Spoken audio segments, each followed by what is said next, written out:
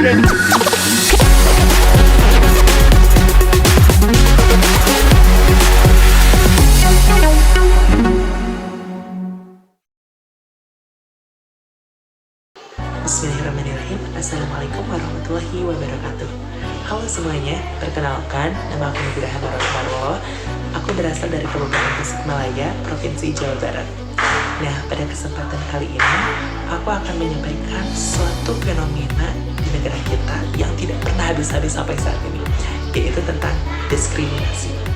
Namun, pada video kali ini, diskriminasi yang akan saya sampaikan lebih tepatnya lagi kepada diskriminasi dalam kebebasan bersuara. Menurut Oxford Dictionary, discrimination is the practice of treating somebody or a particular group in society less fairly than others. Yang kurang lebih maknanya adalah diskriminasi merupakan praktik memperlakukan suatu individu ataupun kelompok tertentu dalam sebuah masyarakat di mana dilakukan secara tidak adil dibandingkan dengan individu atau kelompok lainnya, sehingga bisa dikatakan bahwa diskriminasi merupakan tindakan tidak adil. Lalu, apa sih diskriminasi dalam kebebasan bersuara itu? Diskriminasi dalam kebebasan bersuara itu merupakan suatu kondisi di mana suatu individu atau kelompok dibatasi haknya untuk berargumen, menyampaikan ide, informasi secara bebas.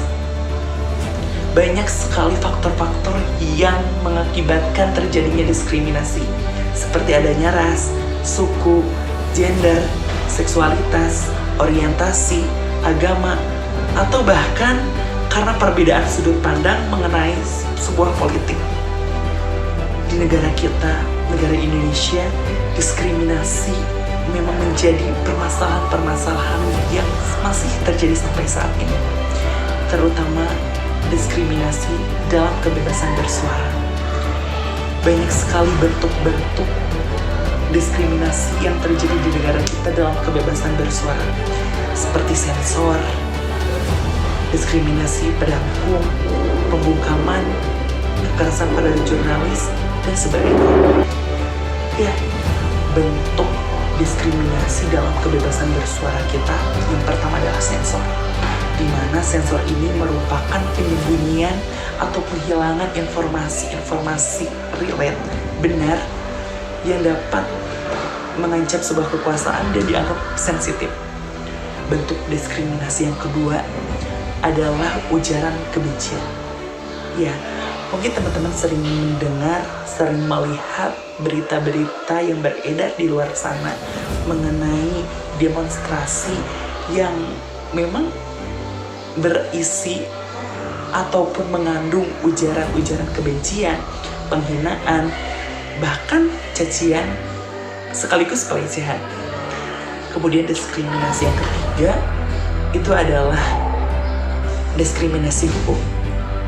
Diskriminasi terhadap hukum ini memang masih terjadi di negara kita, di mana adanya aturan-aturan ataupun undang-undang yang dibuat namun bersifat membatasi suatu hak individu ataupun kelompok, sehingga bernilai tidak adil dan dapat merugikan salah satu pihak. Bentuk diskriminasi yang keempat yang sering terjadi di negara kita adalah ancaman terhadap para jurnalis. Ya, ini berupa ancaman ataupun bahkan serangan fisik terhadap mereka para jurnalis yang sedang memperjuangkan, yang sedang berusaha untuk mengungkap sebuah kebenaran.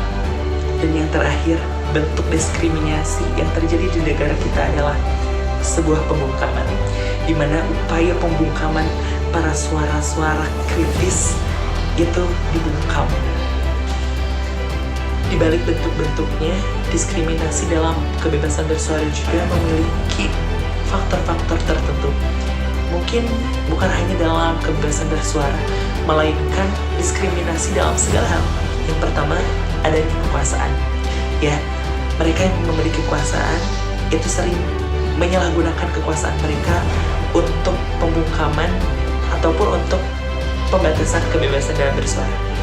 Yang kedua, adanya rasa takut.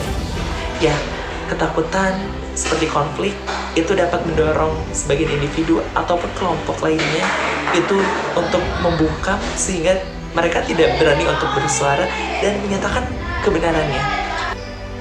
faktor yang ketiga adalah stigma. Ya, stigma dari kelompok minoritas itu dapat menjadi alasan bagi mereka untuk membungkam suara mereka. Dan yang terakhir adalah ekstremisme, di mana ekstremisme ini dapat mendorong mereka kepada intoleransi dan kekerasan terhadap perlakuan sebagian kelompok atau individu tertentu. Itulah faktor-faktor yang dapat ditimbulkan dari adanya diskriminasi dalam pembungkaman suara. Nah, di balik faktor ada juga dampak. Ya, banyak sekali dampak yang terjadi ketika seseorang ataupun sebagian kelompok melakukan diskriminasi, terutama diskriminasi dalam kebebasan bersuara. Yang pertama, terhambatnya demokrasi. Yang kedua, terhambatnya perkembangan. Yang ketiga, pelanggaran hak asasi manusia. Dan yang keempat, semakin menaiknya konflik.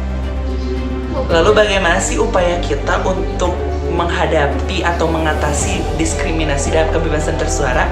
Berikut adalah beberapa upaya yang dapat kita lakukan untuk mengatasi diskriminasi dalam kebebasan bersuara.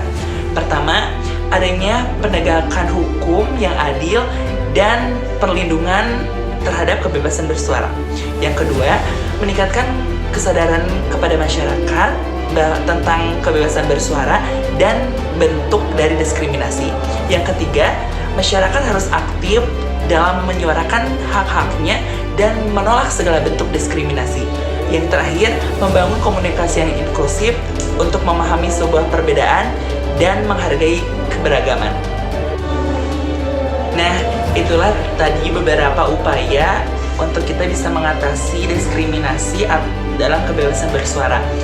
So, mungkin hanya itu yang bisa aku sampaikan ke kalian. Mudah-mudahan ada manfaatnya. Billahi taufiq wal hidayah. Assalamualaikum warahmatullahi wabarakatuh.